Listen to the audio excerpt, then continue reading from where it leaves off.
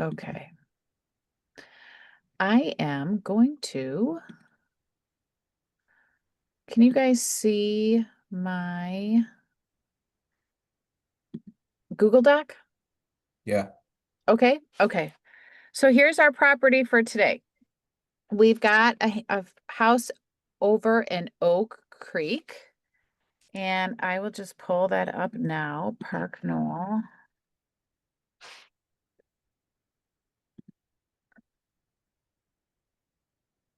And here we go.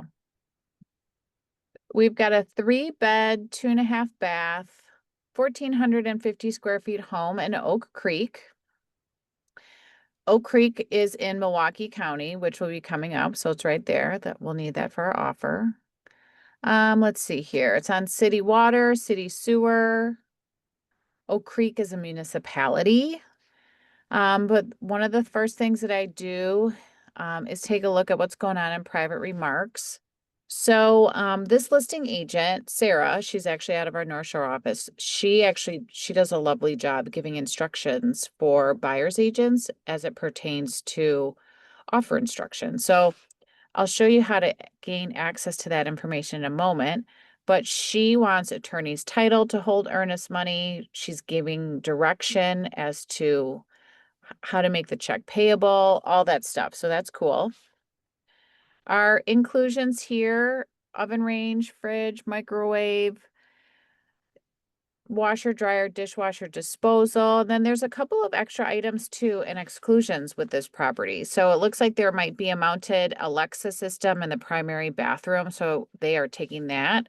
And then they're also taking the bike rack that's mounted in the garage. And why this is helpful to indicate as an exclusion is typically these things that are like mounted or affixed to the wall, like a TV wall mount.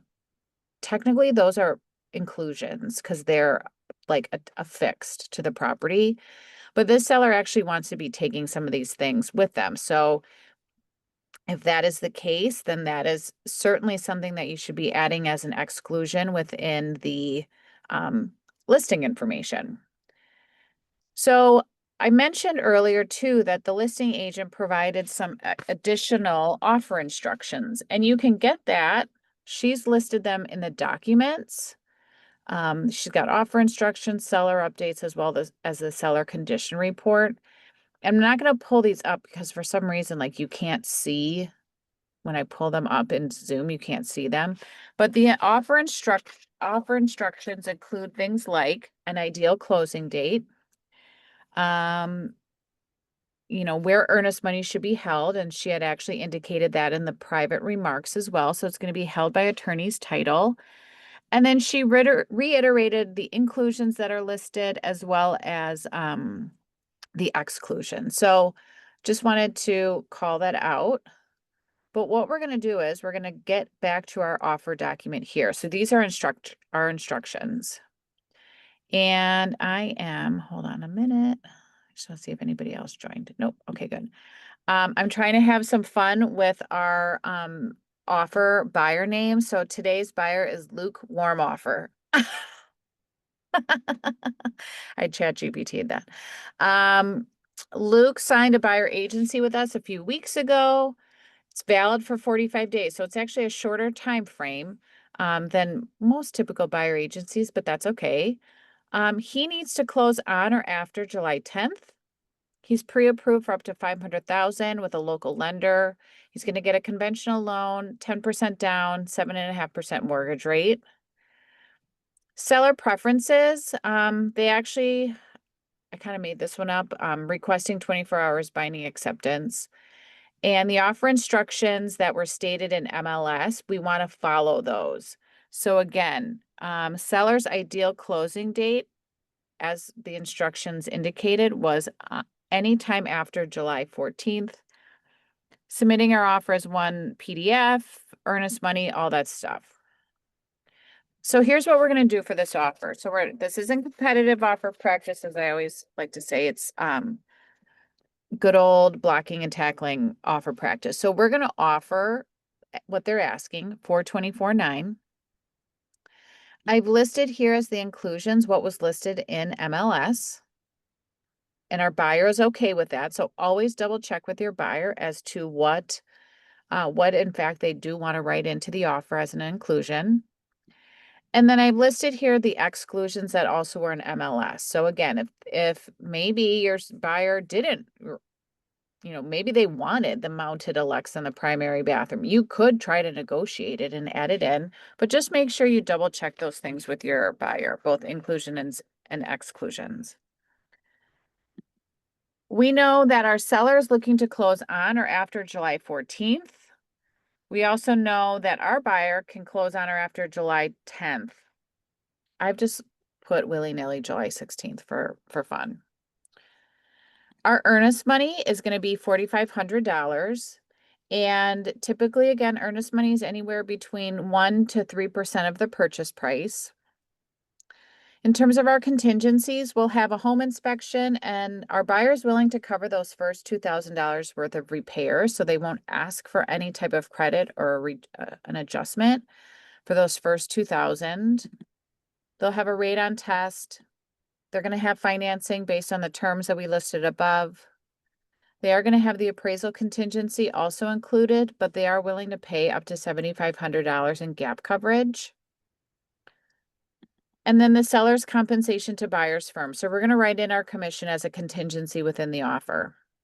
But before I get to the actual documents, does anybody know what addenda, and maybe Akeem, and when you don't use this same form that we do in Milwaukee, Is it a but for, GMAR thing?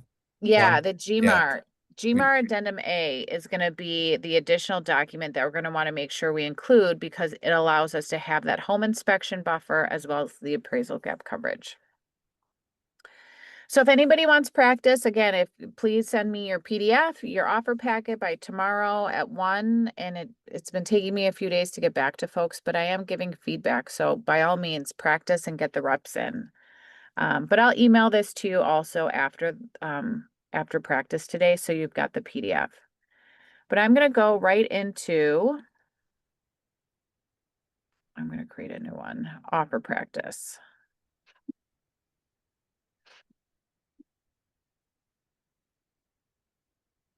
And I did have this done before, but apparently something happened to my zip forms and nothing decided to follow through on what it should have.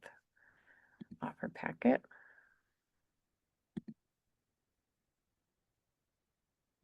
Okay, so I'm going to go right into the document itself. I'm going to put today's date. And because our buyer signed a buyer agency agreement with us, I'm going to make sure that I cross off that agent of seller listing firm and the agent of buyer and seller, because the person drafting this offer is in fact the agent of the buyer. Okay. The buyer, putting his name here. And the address for our property is 8505 South. Oops, spelled that wrong. Knoll Drive. And does anybody know, so our property is in Oak Creek. Does anybody know what type of municipality Oak Creek is? City. City, yep. And you can find that by going back to MLS if you don't know. And the municipality type is stated down here. So it's in the city of Oak Creek. If it was a town or a village, this would not read city, it would read whatever the correct municipality type it is. And this is in the county of Milwaukee. We're going to be offering what they were asking. So $424,900. And literally, this is if my buyers are in alignment with what is being offered as an inclusion, I literally just go to MLS and I will copy and I will paste. If they weren't, make sure you make the modifications per their direction. I do the same thing then for exclusions. And in this case, we're going to do everything that is included in MLS to make it as easy breezy as possible. Okay. Then we need to indicate when we would like binding acceptance by. And again, binding acceptance means two parties are in receipt of the document which has been signed by both parties, so it's fully executed. And in our offer instructions, we indicated that we would give 24 hours. So I'm going to put tomorrow, June 11th. This means that though that it'll actually run through 11:59 p.m. tomorrow, if you don't specify a time, it automatically will go through the entire day. But let's say maybe we only wanted to give them until 8 p.m. tomorrow. You can literally just put 8 p.m. on and then the date. But I'm just going to give ourselves until the full day. And then in terms of closing, I had given direction that we were going to close on July 16th. So I've just put that there. And my zip forms automatically populate that line 48 here. Closing is going to take place at a location selected by the buyer. But that also means I need to come in here and cross this off because then it's contradicting. Okay. Moving on to page 2. Zip forms doesn't always like to carry through the full address from page 1 over to the subsequent pages. So I will be adding the full address here because we want to make sure the full address is at the top then of every subsequent page. So once you add it to the top of page 2, I'm just going to do a quick spot check. It automatically then gets updated to the subsequent pages, which is great. Our earnest money. My zip forms automatically indicates that in line 56, earnest money will not automatically accompany the offer, so it's not applicable. But here in line 58 is where we're going to put our earnest money. And in the instructions, I indicated we were going to offer $4,500. And we are going to say, let's submit earnest money. We'll put within 4 days after acceptance. If you don't put anything, it's an automatic 5 days. If you notice here, that's what it says. Now, in our offer instructions, the listing agent had indicated that earnest money will be held by attorney's title. So I am going to strike through listing firm and drafting firm as the place that is going to be holding earnest money. And instead, I've kept other identified, and I'm going to put attorney's title. And then I sometimes, if I have space, I'll also put the address, which the listing agent has given to us. Oops. Okay. And if you don't know who's holding the earnest money, by all means, pick up the phone and ask the listing agent. But for us, earnest money shall be delivered to and held by, I've struck out listing firm, which would be Keller Williams. I've struck out drafting firm, which also would be Keller Williams. And we're going to have earnest money delivered to attorney's title. So I'm going to go down here. We're at the condition report section, which indicates we have to acknowledge that we did in fact receive a condition report. It doesn't mean we agree with it, but the buyer was given a copy of the condition report. It's on MLS. And we need to find the date that the condition report was filled out, and we put that here on line 107. And our condition report was filled out on May 30th. So I put that there. I'm not making any adjustments to page 3. These are some of the definitions or some of the items that might come up that the seller is indicating might have an issue on the condition report. But I'm going right here to our first contingency, really, which is the home inspection. So when we check the box in line 193, I'm going to put X. Our offer is contingent upon the home getting inspected. If we did want to request an additional type of inspection, say beyond the traditional general home inspection, maybe when you went through the home and you noticed that the basement was really out of whack. And maybe your buyers were like, you know what, we don't even want the home inspector. We don't want to wait for a home inspector to recommend a basement company get in. You can actually write it into the offer from the get-go. Maybe so the offer is also contingent upon a qualified inspector performing an inspection of blank. I would put like basement foundation. But we're not doing that for this offer. And note, when you do add some things like that to your offer, it is a little bit less clean of an offer in the seller's mind. But we're going to have a home inspection, and we're going to have our home inspection and any follow-up inspections that the buyer wants to proceed with. And we're going to try to figure out all of our negotiations coming out of those inspections within 10, I'm going to put 10 days. If you don't put anything here in line 206, it automatically defaults to 15. And just note that this number of days doesn't indicate a deadline for us to have the home inspection by. Everything needs to be figured out within these 10 days. That's a purchase price adjustment. Maybe you're trying to negotiate through an amendment, a repair or something. But if you are getting to a situation where you can't come to an agreement, and say you're getting to like day 8 or day 9, you're going to want to make sure that you are having those conversations with your buyer as to what we want to do next. Because if you get to say day 11 here and you haven't signed any type of amendment that formalizes a repair or a credit or a purchase price reduction, if you haven't done that within these 10 days, your buyer has just purchased the property as is. And you don't want to do that. That puts your buyer at a significant disadvantage. So let's say it's day number 9, and we'll use the basement as an example. The basement had some cracks, the walls were out of plumb. Your buyer had a basement company come in, and they said it was going to be $15,000 worth of basement work. And maybe that's what you were trying to negotiate with the seller. Seller to have basement walls repaired by X company, and that was going to be due within 3 days prior to close. We'll say the seller's like, no way, I'm not doing anything. And they're maybe digging in their heels. If your buyer's fully prepared to walk from the deal, knowing that, maybe we can't come to an agreement, the next thing to do within these 10 days is to send a notice. And a notice of defects lists all the things that are potential, or all the things that were identified in the home inspection report. You need to do that within these 10 days, or you need to have an amendment signed within these 10 days.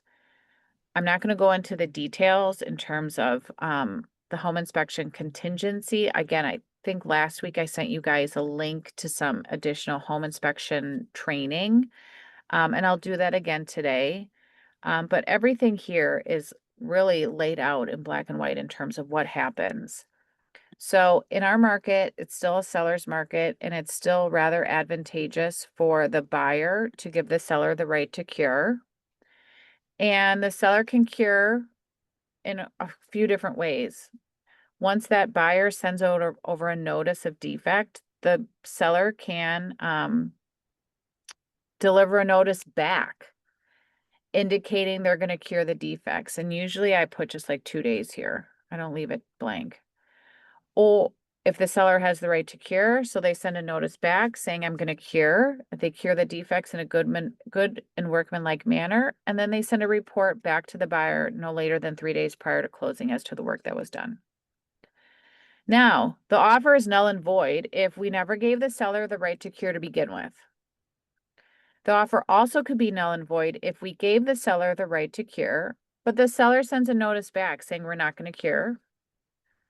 Or the offer is null and void if we sent over a notice of defect and the seller never sent back to us in a timely manner another notice indicating they would cure within these 2 days. So make sure you familiarize yourself with this language, because it is something that's super important and you don't want to get your buyers in any type of tricky situation from a timing perspective. But I'm going to continue on and get into our radon test. So our buyer wants to have the radon tested as well. So I've checked the box in line 227. And typically the radon test time frame follows a similar number of days as the home inspection. So if you remember up here, we had indicated 10 days to have all of our inspection things and all of our ducks in a row. I'm going to put that here too, 10 days. Now, There are some additional things that you can strike, like who's going to pay for the radon test. And in our market, it's pretty common for the buyer to pay for this. Many home inspectors can do a radon test on top of the home inspection. So I'm going to say that it's going to be at the buyer's expense. If you don't strike anything, it's automatically at the buyer's expense. But we're going to have all this figured out within 10 days, and we're going to give our seller the right to cure. So seller shall have the right to cure. And curing in a radon test usually is when a seller, if the radon levels come back high, then, you know, you negotiate that the seller cure by having a radon mitigation system put in place. That's very common. The offer is null and void, and a lot of this language looks just like the language in the home inspection. The offer is null and void if we never gave the seller the right to cure to begin with, or the seller comes back to us and says, no, we're not going to cure, or the seller doesn't get back to us in a timely manner. And in here, it's within 10 days. That's the boilerplate, 10 days up here. So make sure you familiarize yourself with this section too. Moving on into financing, we know that our buyer is going to be getting a loan, so our offer is contingent upon a buyer getting a loan, and our loan type goes here in line 249. So if you were getting a 15-year conventional, an FHA, or a VA loan, you would just change that accordingly, but the loan type goes into line 249. And then we have to indicate a deadline in terms of the number of days that we will have to gather that loan commitment. And I'm going to say for our training today, we'll do 21 days. If you don't know how fast your lender can work, or if you don't know what number of days to put in here, by all means, consult with the buyer's lender so as to not create a time frame that might not be feasible for the lender to actually execute. Then we have to put the principal amount of the loan here in line 251. So does anybody know, this is where I get out my mortgage calculator. And we're going to be putting, I think I said 10% down. Yep, 10% down. Does anybody know what dollar amount goes in here in line 251?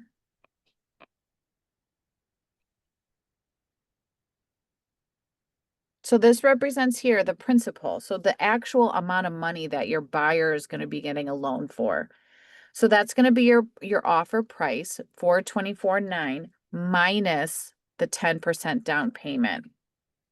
That represents then your principal. So I think we've got $382,410.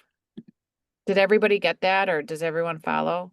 This is the offer price minus your 10% down payment. We're going to amortize this over 30 years. Our loan is for 30 years, and it's for a term of 30 years. So I put 30 years and 30 years.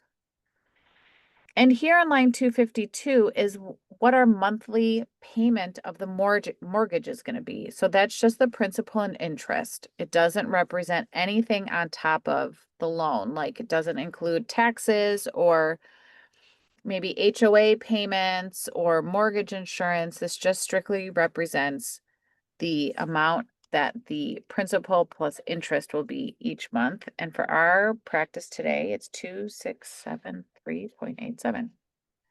So this represents the purchase price minus the 10% down payment.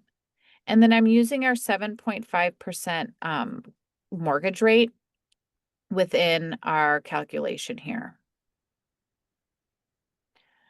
I'm going to go down here and check the box on line 264 because we're going to get a fixed rate mortgage, and our interest rate I put here is 7.5. If you don't know what the interest rates are, or if you're not quite sure what your buyer's lender has been speaking to their lender about, ask the lender, what should I be putting in terms of our interest rate? Sometimes I put a little bit of a cushion here, so I'm a little bit more conservative, but that's just how I do it.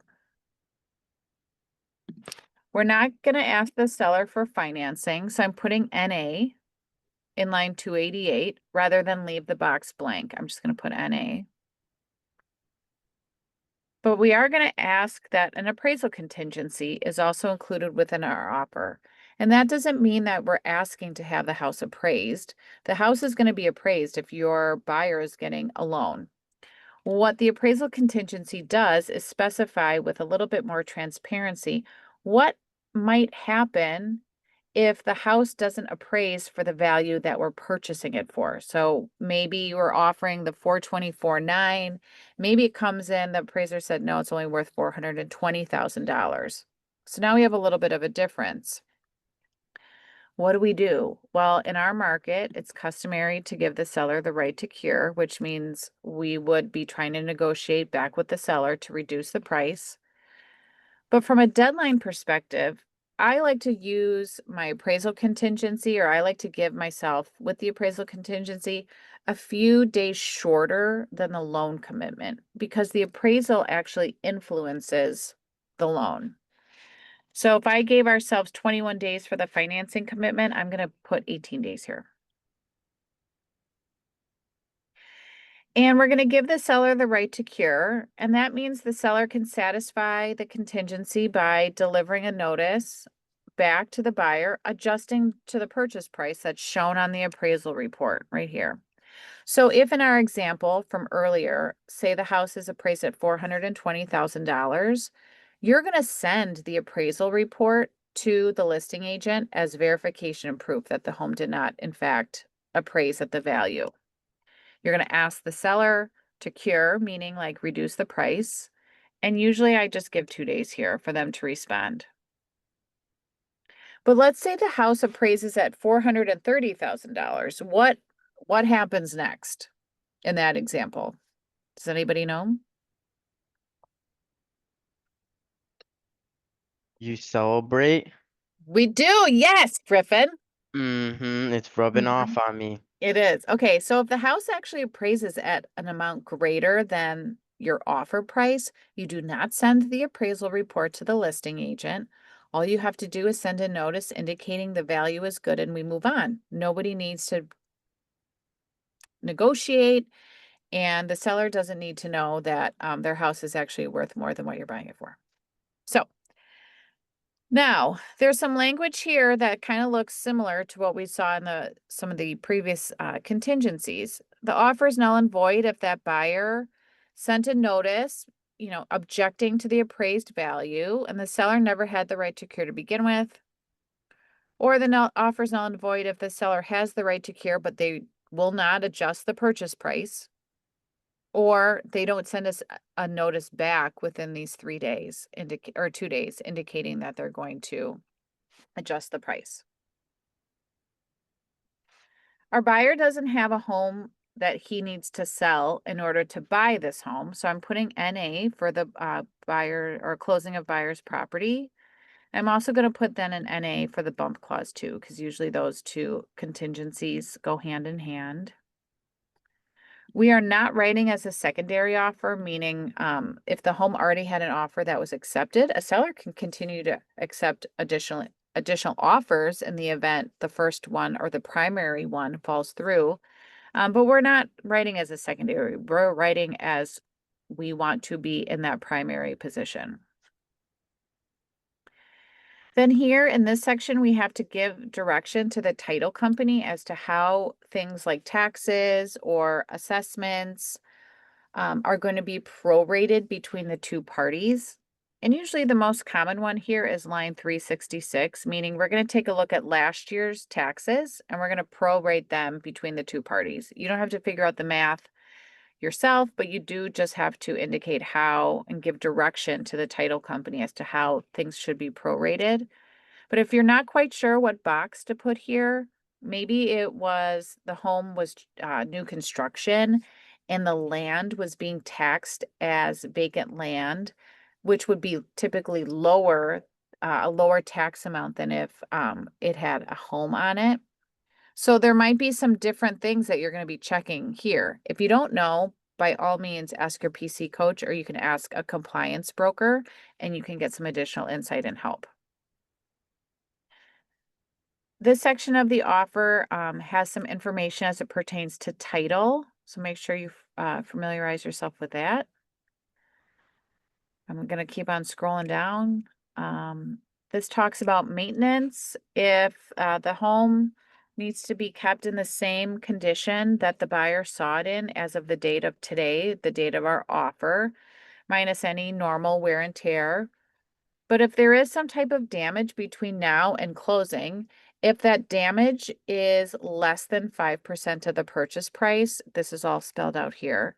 The seller has to notify the buyer in writing as to what happened, and they have to restore the property back to the same condition that was in. But if the damage exceeds 5% of the purchase price, then the seller shall notify the buyer in writing of the damage, and the offer can be terminated by the buyer if they want. So again, make sure you read through the document here.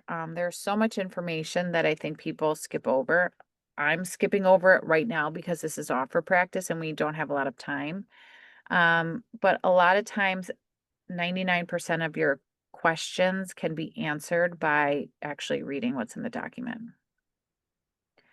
The buyer has the opportunity to get a final walkthrough within 3 days prior to closing. Usually that's the last thing scheduled in the transaction. But here I'm going to we are writing a contingency that includes the seller payment of our compensation. So I've checked the box here, meaning we're going to ask the seller to pay our compensation. And I'm going to put here that it's 2.4% of the purchase price, which matches what I had put in our buyer agency agreement.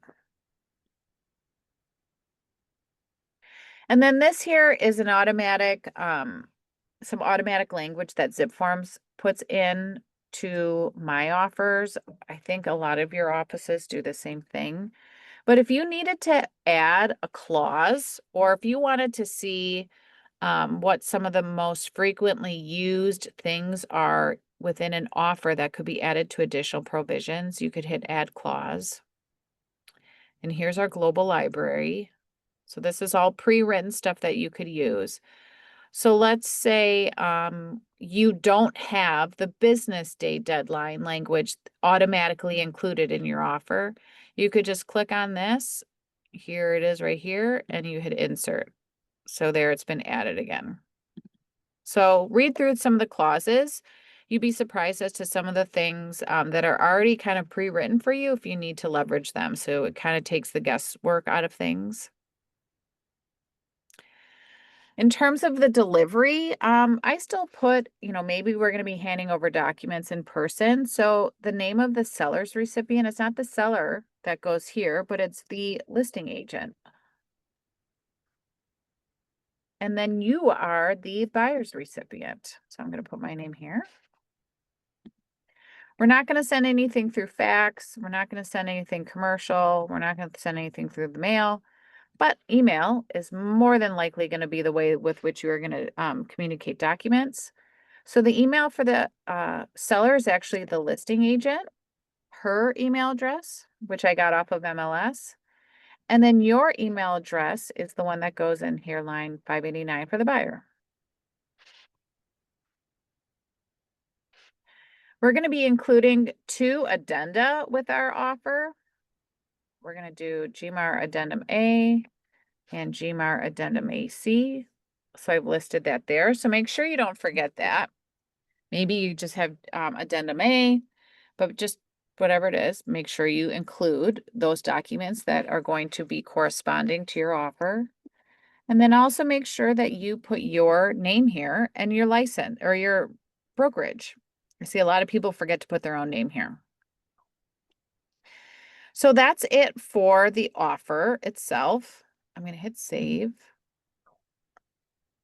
And the next document that I'm going to draft, and that will be part of our offer to purchase, is going to be GMAR Addendum A. And this one is going to be pretty easy to fill out because we're not going to use it really for anything other than indicating we are including Addendum S, which is the lead paint addendum. Actually, there isn't even a lead paint addendum because this house was built in 1984. Does anybody know what the year is that a lead paint addendum should be included for? 78 and earlier. 78 and earlier, yep. But let's just pretend because I want to fill this out. So I'm going to put our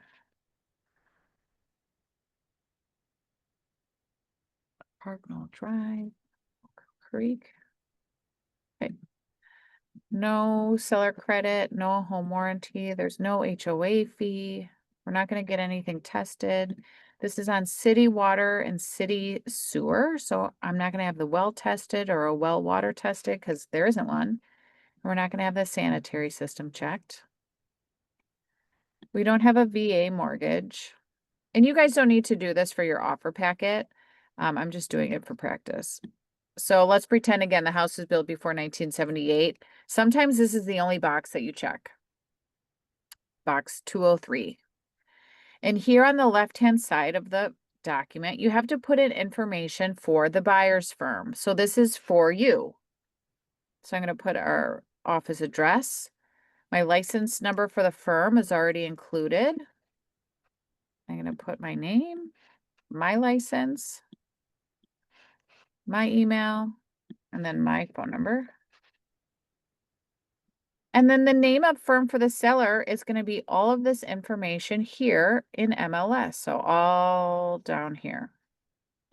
An LO means listing office.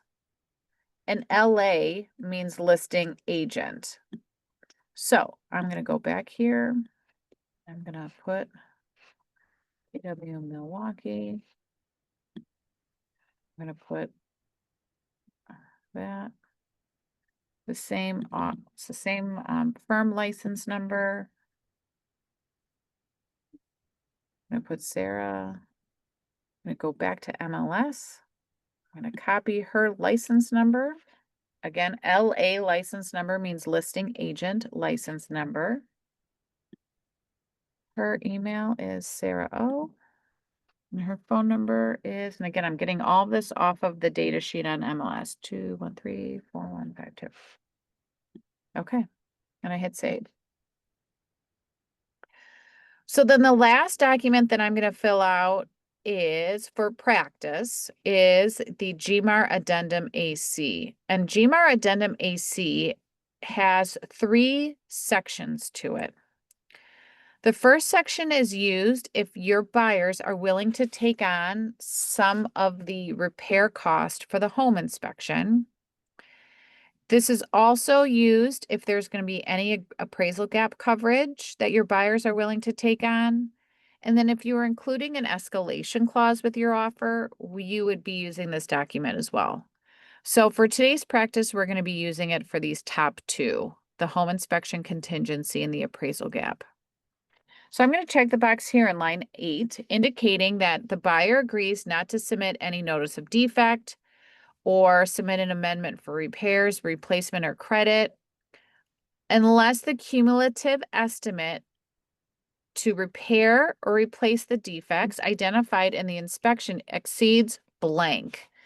So if I go back to our offer instructions, our buyer said he was willing to cover the first $2,000 worth of repairs. So I'm going to put that here. So this just means if something comes up in the home inspection, or it could be a couple of items, if you add the things up and they don't equal $2,000 worth of repairs, then we can't ask the seller for a credit or to fix them. But say we add up a couple of things and the price does exceed $2,000. Then we're going to, ask for an amendment or some type of cure for the balance of that cost. So your buyer doesn't necessarily have to have $2,000 to make those repairs. This is just saying to the seller, we're not going to come and ask for anything in terms of a credit or a purchase price reduction, or we're not going to ask you to fix anything unless something costs more than $2,000. So this is a nice gesture that buyers are giving along with their offer, especially if you have the home inspection contingency, because it shows the seller, maybe the buyer's not going to be nickel and diming them, but that the buyer is also okay maybe with some of the smaller things that need to be taken care of. And again, it's up to your buyer if they want to do it or not, and they would do that after closing. Now, what I'm also checking here is I check this box, meaning I'm going to also give the seller the opportunity to get qualified people in there as well to give me an estimate. For me, I think the more estimates that we can give a buyer, the better, because it just gives them a stronger indication as to what might the repair cost. But this also indicates if the seller gets an estimate and the buyer gets an estimate for the same type of work, if the costs vary, it says right here in black and white, the parties agree that they will average the different estimates. So that's how you come to an amount. I also like to check this box too in line 25, meaning if you recall back in our original offer document, we had given ourselves 10 days to wrap up the home inspection contingency.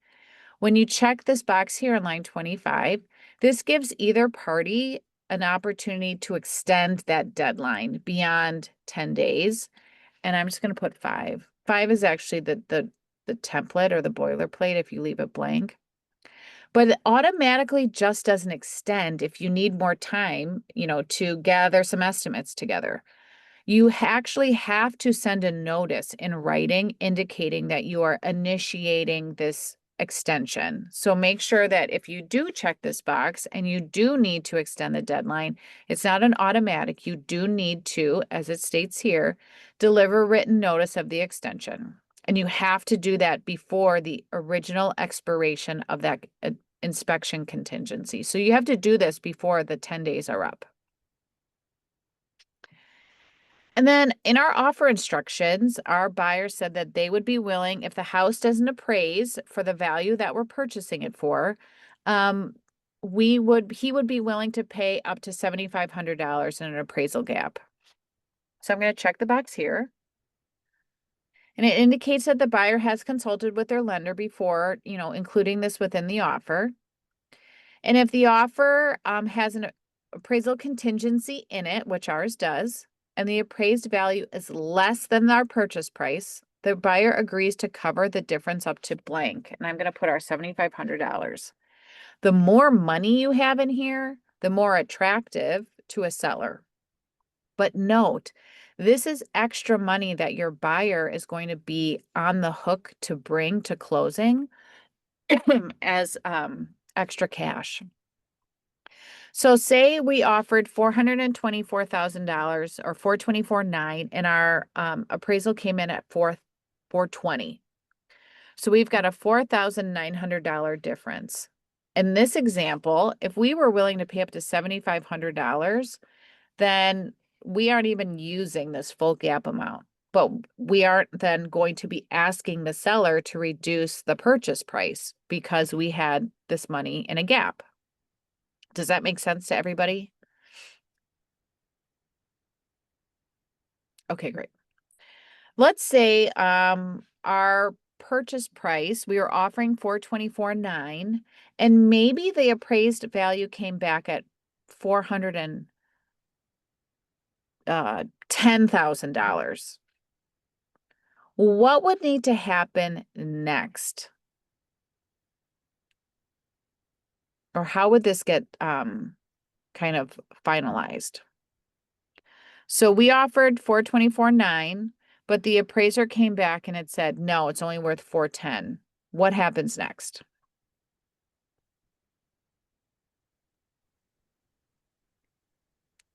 Um, Oh, go ahead. do then let's see what the contingent is. Then does the buyer have the right to, actually I can't. So do the It's right. sellers have how many days?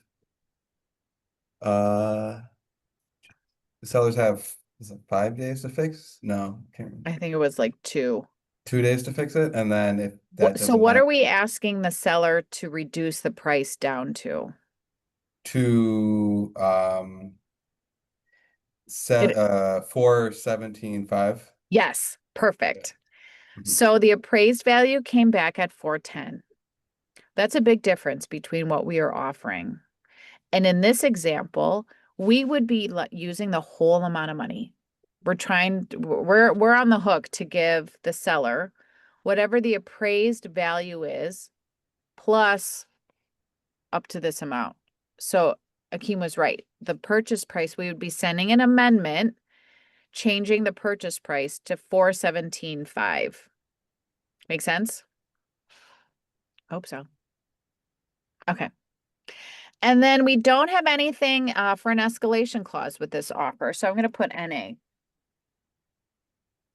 And that's really this amendment or this addendum is super short, but it's very helpful. It's really just like a page and a quarter. So that's it for this document. Then can anybody tell me what would be the other document that you would be other documents, I should say, that you would be adding to your offer packet when you would be submitting to the listing agent? So you've got your offer, you've got addendum A, you've got addendum AC. What else would you be offering or including in your packet? A condition report. Mm-hmm. And did you already say the lead addendum? If there is needed. If it's needed, yep. But what else would you be including in your packet? Pre-approval. Pre-approval letter. Yep. I would put all of those, combine them into one PDF, and that's what then I would be sending over to the listing agent. With a summary email. Do you do that every time? I do. Yep. Yep. So please, like I'm going back to this document. I'll email this to you guys afterwards, but please send me your offer packet with those documents. Send it as one PDF. And send it to me from your email, not from DocuSign. And if you need help with that, let me know and I can send you guys a link to a training. But send that on over to me by tomorrow at 1, and I promise to get back to you by the end of the week with any feedback. Okay, that's all she wrote, everybody. Thanks for your time and thanks for like participating. Yeah, I love it you. when people practice. It's better to practice now. You don't want to practice when it's really time to write an offer because you're going to be stressed out. Like when I wrote my first offer, it took like 2.5 hours. And I was like, oh my God, how am I going to do this? And now you write an offer in like 10 minutes. It's not going to be 10 minutes for you guys right away, but just the more times you have an opportunity to practice and get some reps in, just the more confidence you'll have by the time, it's really prime time and showtime. Keep up the practice. And if you want even more practice, I love practice. I'll give you practice offers until you bleed. Okay. Well, thanks everybody. If you have questions, let me know. Otherwise, I'll Thank send you an you. email after this with the PDF of the offer instructions. Thank you. Okay. Thank you. Thank you. You have a Bye-bye. good Bye. day. Bye. You You too. too. Bye-bye. Bye.